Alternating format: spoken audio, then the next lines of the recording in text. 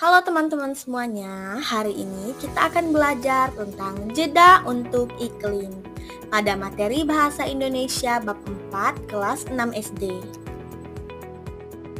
Sebelum mulai lebih jauh, saya akan memperkenalkan terlebih dahulu dosen pengampu pada mata kuliah Inovasi Pembelajaran Bahasa Indonesia SD, yaitu Ibu Ursula Dwi Oktaviani MPD. Dan saya selaku mahasiswa dengan nama Dwi Sri Aprianti, NIM 2213062228 di kelas E13, Program Studi Pendidikan Guru Sekolah Dasar. Sebelum masuk ke materinya, izinkan saya untuk menyampaikan tujuan pembelajaran pada materi kita kali ini. Yang pertama, peserta didik diharapkan mampu menemukan kosakata baru yang ada pada teks bacaan.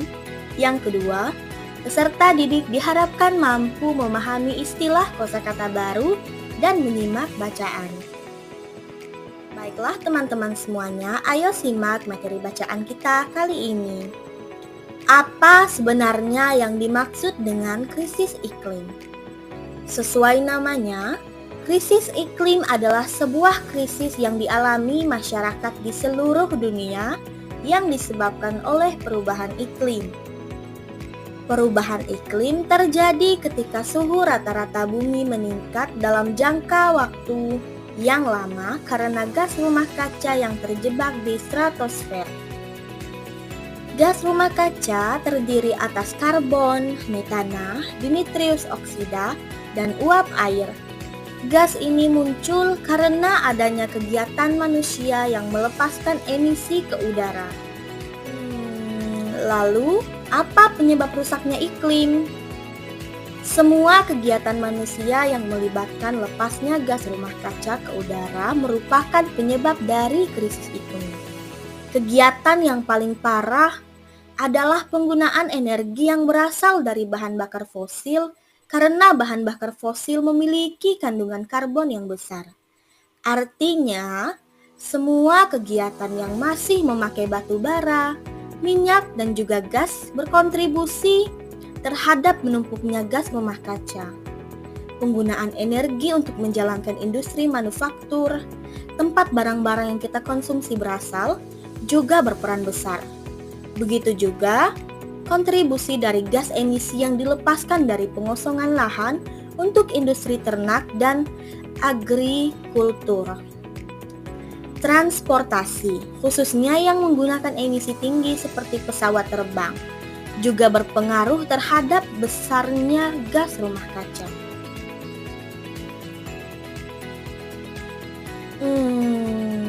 Apa dampak dari kerusakan iklim?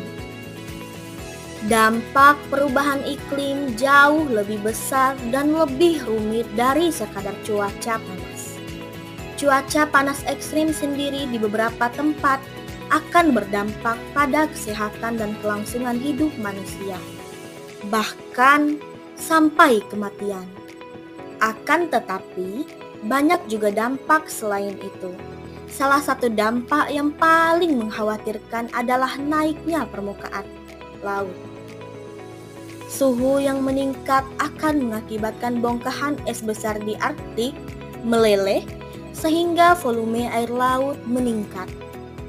Sebagian besar kota-kota penting di dunia terletak di pesisir. Kota-kota tersebut terancam akan tergenang, bahkan tenggelam pada masa depan. Cuaca panas juga menyebabkan biodiversitas tidak seimbang. Banyak spesies tumbuhan dan hewan yang tidak bertahan di cuaca panas ekstrem. Akibatnya, rantai makanan terganggu. Selain pengaruhnya bagi keanekaragaman hayati, ini juga mengancam pasokan makanan. Suhu laut yang memanas diprediksikan akan mengurangi sebagian besar spesies dan stok ikan di lautan. Kemarau berkepanjangan dan hujan juga akan sangat mengganggu kegiatan pertanian, yang merupakan sumber pasokan makanan kita semua. Dampak yang paling mengancam dari krisis iklim adalah langkanya bahan makanan, air bersih, dan tempat tinggal layak yang akan menyebabkan jutaan orang harus mengungsi ke tempat lain. Diperkirakan krisis migrasi akan terjadi pada masa depan dikarenakan krisis iklim. Konflik antar ras, suku, agama, negara, dan kelompok berkepentingan lainnya juga bisa jadi lebih parah dikarenakan sumber daya alam yang makin berkurang.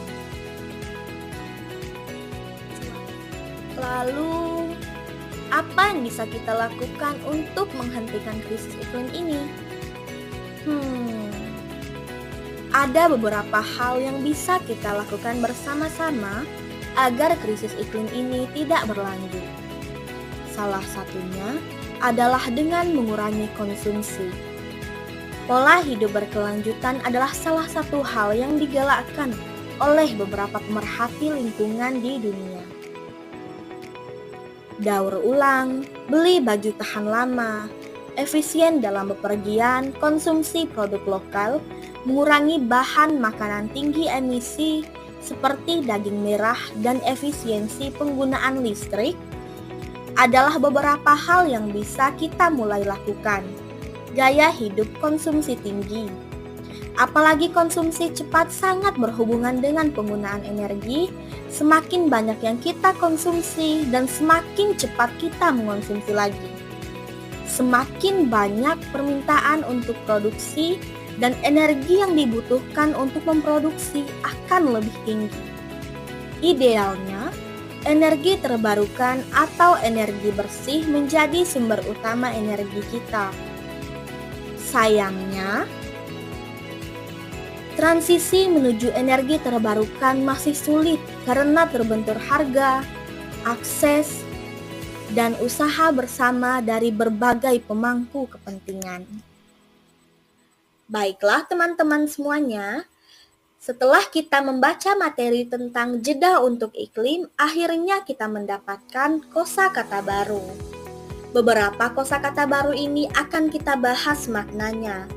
Kosakata yang telah kita temukan yaitu ada stratosfer, fosil, permukaan laut, efisiensi, karbon, manufaktur, biodiversitas, ekstrim, dan pemangku kepentingan. Baiklah, mari sama-sama kita bahas maknanya. Baiklah, setelah tadi kita menemukan kosakata baru yang ada pada bacaan teks jeda untuk iklim, saatnya kita membahas makna dari kosakata baru tersebut. Yang pertama ada stratosfer. Apa itu stratosfer? Stratosfer merupakan lapisan udara di antara 10 sampai 60 km di atas permukaan bumi. Daerah udara di atas troposfer dan daerah atmosfer yang terletak antara tropopause dan stratopause. Di dalam daerah ini, makin ke atas suhunya makin tinggi. Kata yang kedua yang kita temukan yaitu fosil. Apa itu fosil? Fosil adalah sisa tulang belulang binatang atau sisa tumbuhan zaman purba yang telah membatu dan tertanam di bawah lapisan tanah.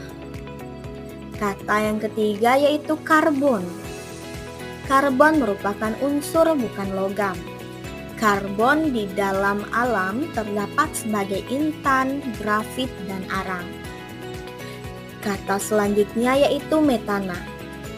Merupakan gas tanpa warna dan tanpa bau yang dapat meledak jika dicampur dengan udara. Sifatnya lebih ringan daripada udara atau CH4. Kata selanjutnya yaitu manufaktur. Manufaktur bisa kita artikan sebagai membuat atau menghasilkan dengan tangan atau mesin atau proses mengubah bahan mentah menjadi barang untuk dapat digunakan atau dikonsumsi oleh manusia. Biodiversitas. Biodiversitas dapat kita maknai sebagai keragaman hayati. Selanjutnya efisiensi. Efisiensi dapat kita artikan sebagai ketepatan cara atau usaha kerja dalam menjalankan sesuatu dengan tidak membuang waktu, tenaga, biaya, atau dapat juga kita artikan sebagai kedaya gunaan, ketepat gunaan, kesangkilan, kemampuan menjalankan tugas dengan baik dan tepat dengan tidak membuang waktu, tenaga, dan biaya. Selanjutnya ada kata ekstrem. Kata ekstrem ini dapat kita artikan sebagai paling ujung, paling tinggi, paling keras, dan sebagainya, atau bisa juga diartikan sangat keras dan teguh atau fanatik. Dan kata terakhir yaitu pemangku kepentingan. Pemangku kepentingan di sini dapat kita artikan sebagai orang atau pihak yang memiliki kepentingan. Baiklah, itu dia kosakata baru yang telah kita temukan dan kita sudah mengetahui makna dari kosakata baru tersebut. Itu dia materi pembahasan kita pada hari ini. Terima kasih untuk teman-teman yang sudah mendengarkan. Akhir kata saya ucapkan wabillahi taufiq wal hidayah. Wassalamualaikum warahmatullahi wabarakatuh. Terima kasih semuanya. Itu dia.